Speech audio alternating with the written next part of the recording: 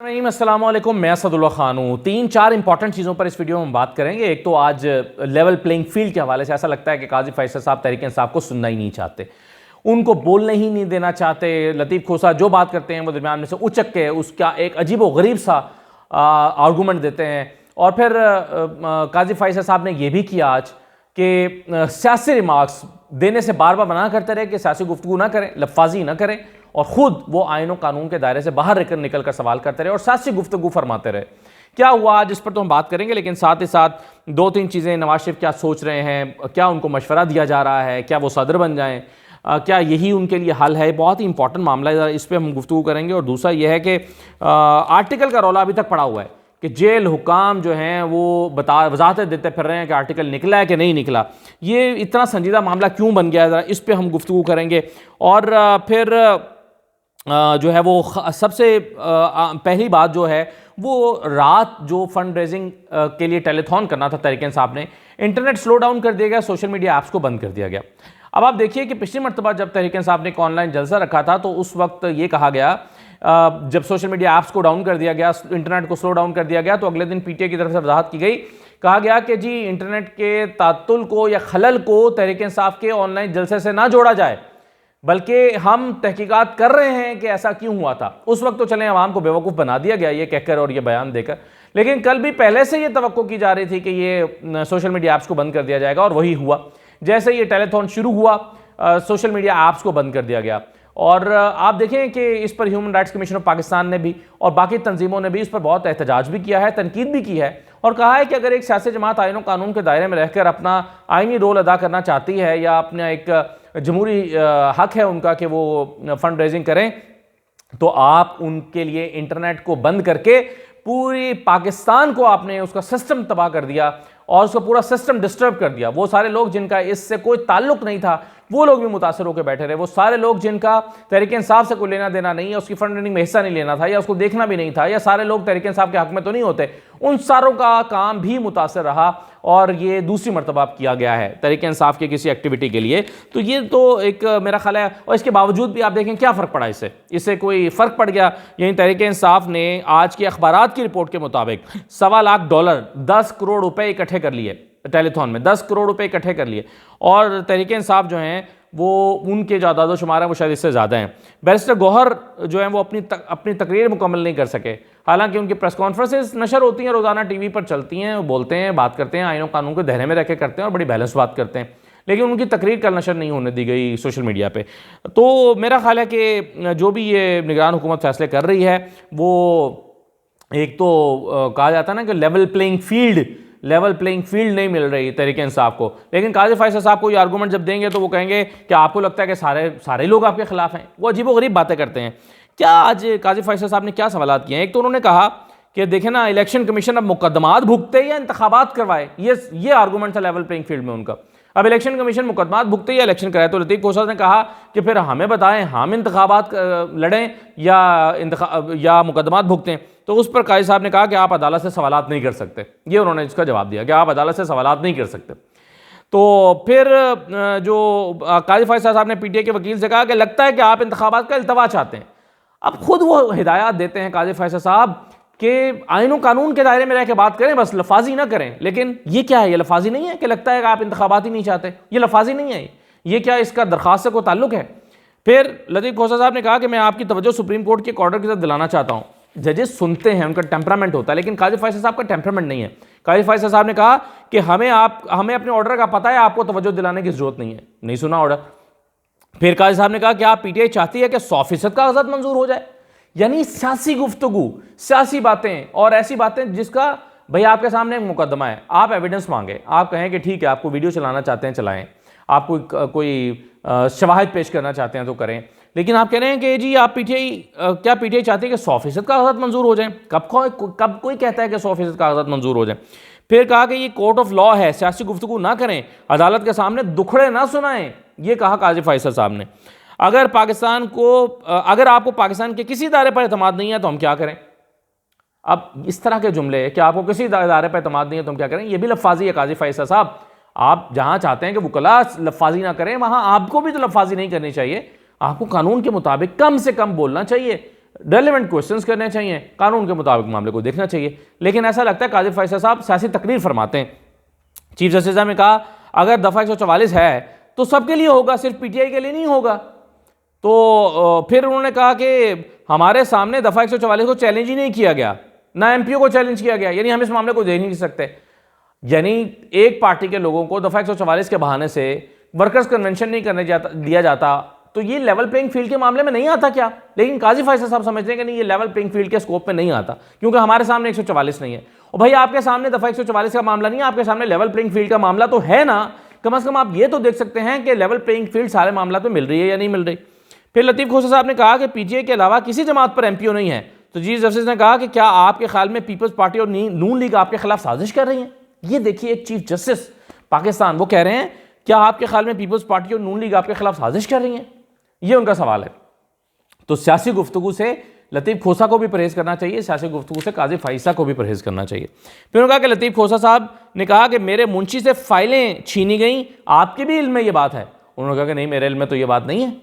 और दूसरा उन्होंने कहा कि मुंशी क्या होता है? मुंशी को तो इजाज़त ही नहीं है चैम्बर तक आने की, मुंशी क्या क्यों आता है? मुंशी तो कुछ होता ही नहीं है। यानी असल बात सुनने की बजाय काजी फैसल साहब मामले को घुमाकर कहीं और ले जाते हैं और कहते हैं कि क्या होता है मुंशी। यानी ये बात नहीं सुनी कि मुंशी से फाइलें छीनी गई, इस बात पे नहीं आए, इस बात में डाल दी कि जो है वो चैम्बर में जाने की जाती है। ऐसे ही कभी कभी मैं भी करता हूँ। मतलब मेरी बेटी है, वो कहती है कि बाबा मेरे सर में दर्द हो रही है, तो मैं कह देता हूँ कि पेट में दर्द हो रही है, तो मैं कहता हूँ कि दर्द होती नहीं है, दर्द होता है। तो वो मुझे कहती है कि बाबा आप मेरी इस्लाह तो कर देते हैं लेकिन असल मसले की तरफ तवज्जो नहीं दे रहे आप मेरी कि मेरे पेट में दर्द हो रहा है। तो मैं बाज़ दफ़ा ये कह के कि दर्द होती नहीं है, होता है और कह के आगे निकल जाता हूँ। तो फिर मुझे ख्याल आया कि हाँ ये बात तो ठीक है, मैंने इस्लाह तो उसकी कर दी है, लेकिन उसके पेट दर्द की तरफ तो भी तो मुझे तवज्जो देनी चाहिए ना। तो बिल्कुल इसी तरह से ये काजी फैसल साहब को भी उनके पेट दर्द की तरफ तो तवज्जो देनी चाहिए, बजाय इसके कि वो ये इस्लाह करते रहें कि मुंशी को तो आने की इजाज़त नहीं है और मुंशी क्या होता है। तो मुंशी से फाइलें छीने जाना ये असल मामला है, इसको उन्होंने छोड़ दिया और मुंशी क्या होता है इस पर बहस करते रहे। तो ये काजी फैसल साहब की महारत है। फिर लतीफ़ खोसा साहब ने कहा कि सरदार तारिक के सामने भी मैंने मुंशी वाला मामला उठाया था। तो अब इस पर भी जवाब देखिए, काजी फैसल साहब कहते हैं कि जी जो जज यहां पर है नहीं उसके बारे में तो आप बात ही ना करें, यानी असल मुद्दे पे नहीं आएंगे, कभी इधर निकल जाएंगे फिसल के, कभी उधर निकल जाएंगे, असल बात की तरफ नहीं आ रहे। तो फिर चीफ सुप्रीम कोर्ट के चीफ जस्टिस काजी फैसल साहब ने कहा कि इलेक्शन कमीशन के दायरा कार के हवाले से हम मामला क्यों सुने, इलेक्शन कमीशन का दायरा कार उनसे जाकर डिस्कस करें, हम क्यों सुने। और फिर समाअत को 15 जनवरी तक मुलतवी कर दिया गया। अब आप सोचें कि आजकल के हालात में ये समाअत तो सुबह दोपहर शाम होकर ख़त्म होनी चाहिए। ऑर्डर करें भाई कि लेवल प्लेइंग फील्ड है या नहीं है, कहते हैं कि हाँ है लेवल प्लेइंग फील्ड है जी, ख़त्म करें बात। 15 जनवरी तक तेरा कोई निशान मिलना है, प्रिंटिंग कॉरपोरेशन में चले जाने हैं बैलेट पेपर छपने के लिए, और आपने इसको उठा के डाल दिया है कि वो पुराने मोहल्ले में फेंक दिया उठा करके, वहाँ तक 15 जनवरी तक मामले को डाल दिया। तो ये बड़ी हैरान कुन तरीके से मामला आगे चल रहे हैं, मेरी समझ से तो बहरहाल बाहर हैं। अच्छा, अब आप देखिए कि ज़रा एक और चीज़ पर आ जाएं, और वो ये है कि वज़ीर आज़म साहब से पूछा गया कि इमरान ख़ान के 9 मई में मुलव्वस होने के जो है वो इमरान ख़ान 9 मई में मुलव्वस हैं या नहीं है कोई आपके पास। तो उन्होंने कहा कि मेरे पास इसके कोई शवाहिद मौजूद नहीं है। निगरान वज़ीर आज़म कह रहे हैं मेरे पास इमरान ख़ान के इसमें शवाहिद नहीं है। तो उन्होंने कहा कि आपके पास इंटेलिजेंस रिपोर्ट्स तो आई होंगी। तो उसके जवाब में उन्होंने कहा कि हाँ, इंटेलिजेंस रिपोर्ट्स जो हैं वो मुख्तलिफ होती हैं, कोई हक में भी होती हैं, मुखालिफ भी होती हैं, लेकिन इंटेलिजेंस रिपोर्ट्स की बुनियाद पर आप कोई राय कायम नहीं कर सकते। इस पर तो कोर्ट ऑफ लॉ को ही मामला अदालत में चल रहे हैं, अदालत देखेगी। तो बहरहाल उनके इस इंटरव्यू से जो सोहेल वड़ाई साहब को दिया है, हम इस नतीजे पर पहुँचे हैं कि काजी फैसल साहब हतमी तौर पर नहीं समझते कि इमरान ख़ान 9 मई के वाक़यात के मास्टरमाइंड हैं या वो इसमें मुलव्वस हैं। वो हतमी राय इस पर नहीं रखते और वो कहते हैं कि जी मेरे पास इसकी कोई मालूमात ही नहीं है। यानी अगर इमरान ख़ान के 9 मई के वाक़यात के मास्टरमाइंड होने के कोई सबूत मौजूद भी हैं तो वो कम से कम वज़ीर आज़म के पास नहीं है, और वो कहते हैं कि जी मेरे पास ऐसी कोई इन्फॉर्मेशन नहीं है। तो अगर वज़ीर आज़म के पास नहीं है तो फिर किसके पास होगी, ये एक अहम सवाल है। फिर एक मामला जो है वो बड़ा संजीदा हुआ पड़ा है, और वो है आर्टिकल लिखने का मामला कि आर्टिकल बाहर कैसे चला गया, इमरान ख़ान ने आर्टिकल कैसे लिख के भेज दिया। अब चूंकि मुर्तज़ा सोलंकी साहब ये कह बैठे हैं कि ये घोस्ट आर्टिकल है, यानी इमरान ख़ान ने लिखा ही नहीं है, तो उस पर जेल हुकाम जो है उस बयान के अकॉर्डिंग अपना नैरेटिव बना रहे हैं, और वो कह रहे हैं कि नहीं जी आर्टिकल तो जेल से बाहर निकला ही नहीं है, ये मुमकिन ही नहीं है। और फिर वो इतराफ़ करते हैं कि जो बैरिक नुमा कमरा है उसमें तो खुफिया आलात लगे हुए हैं, जासूसी के खुफिया आलात नस्ब हैं, और कैमरे भी लगे हुए हैं, कैमरे भी लगे हैं, खुफिया आलात भी लगे हैं, जिससे साबित होता है कि इमरान खान ने कोई चीज़ नहीं लिखी। यानी इमरान खान मुकम्मल मॉनिटरिंग में है, उन्होंने वहाँ पर बैठ के कोई आर्टिकल नहीं लिखा।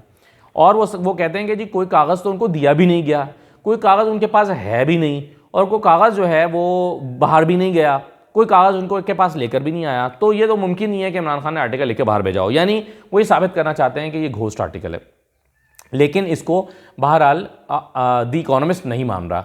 अब आप देखिए कि मैंने कल एक एजम्पशन पे बात की थी कि ऐन मुमकिन है कि इमरान खान ने अपने वकील से कहा हो कि ये मेरा कंटेंट है, इस पर आप एक आर्टिकल लिख लाएं। अब आप देखें जो फाइलें वकील लेकर आते हैं वो उस फाइलों के तमाम कागजातों को पढ़ के अंदर दाखिल नहीं होने देता ना। वो कागज़ हो सकता है कि वो वकील लिख के लाया हो, इमरान खान को दिखा दिया हो कि भाई ये आपने लिखने को कहा था, ये देखें लिख लिया, आप इस कंटेंट पर जो है वो इससे एग्री हैं, इस पर दस्तखत करते हैं। इमरान खान ने कहा होगा कि हाँ ठीक है ये मेरा कंटेंट है। तो अगर किसी और से लिखवा लिया है, डिक्टेट करवा लिया है और उस पर खुद उन्होंने उसको कंटेंट को प्रूव कर दिया है, तो वो इमरान खान का ही आर्टिकल होगा ना। मतलब ये तो बहुत सादा बात है समझने के लिए।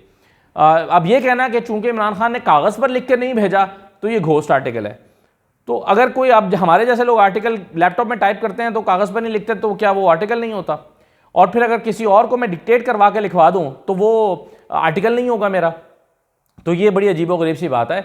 और ये भी मुमकिन है कि इमरान खान के पास कोई कागज़ लाया ही ना गया हो लिखकर, बस इमरान खान ने कह दिया हो कि ये कंटेंट है, ये आप लिख दें, और उसने जाके लिख दिया हो और उन्होंने आके बता दिया होगा कि भाई ये सारी चीज़ें मैंने मेंशन कर दी हैं, आपको इत्तफाक है। इमरान खान ने कहा होगा कि इत्तफाक है, तो भाई आर्टिकल इमरान खान का, या तो इमरान खान खुद कह दें कि भाई मेरा आर्टिकल ही नहीं है जो इकोनॉमिस्ट में छपा है, तो फिर ये मुद्दा ख़त्म हो जाएगा। लेकिन इस मुद्दे को जितना कुरेदते जा रहे हैं उतना वो गले पड़ता जा रहा है, और इकोनॉमिस्ट भी बाज नहीं आ रहा। ऐसा लगता है कि आफ्टर शॉक्स वो दे रहा है। सदीक जान ने ट्वीट किए, इतने आफ्टर शॉक्स तो ज़लज़ले के बाद नहीं आते जितने आफ्टर शॉक्स जो हैं वो इस आर्टिकल के बाद आ रहे हैं। तो बहरहाल इस पर जो मुर्तज़ा सोलंकी साहब ने मेरा ख्याल है इस मामले को बहुत ही मिसहैंडल किया है, वरना ये बात पहले ही दिन ख़त्म हो चुकी होती। और इस बात को बार बार ज़िंदा रख के मेरा ख्याल है और हाइप दी जा रही है। और मेरा ख्याल है ये भी एक रिकॉर्ड है कि मिलियंस ऑफ व्यूज़ उसके जो है वो उस ट्वीट के ऊपर आए हुए हैं।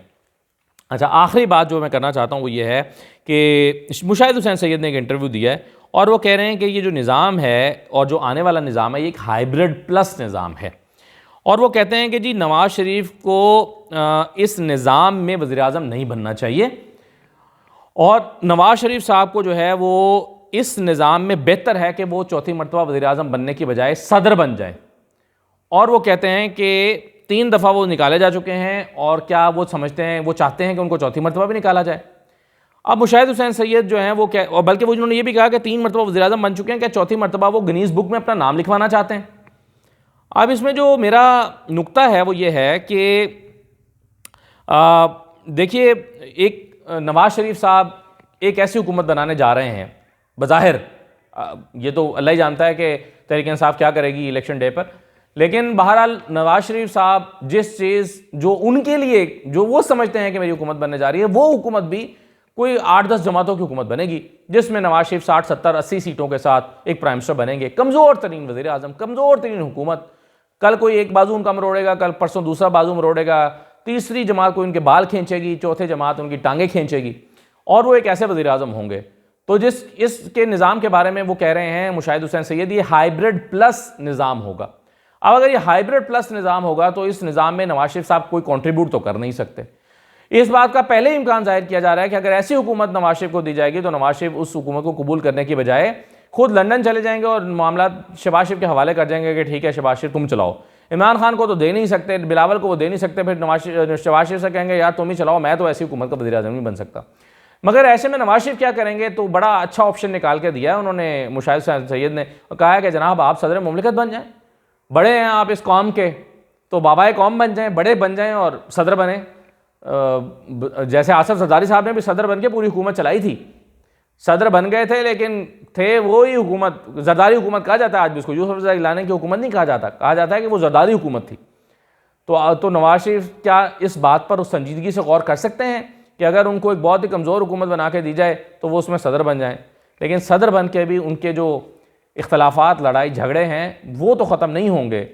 तो हाइब्रिड प्लस निज़ाम में नवाज़ शरीफ का क्या किरदार होगा ये एक बहुत अहम सवाल है जो मुशाहिद हुसैन सैयद ने छोड़ा है। इजाज़त दीजिए, अल्लाह हाफ़िज़।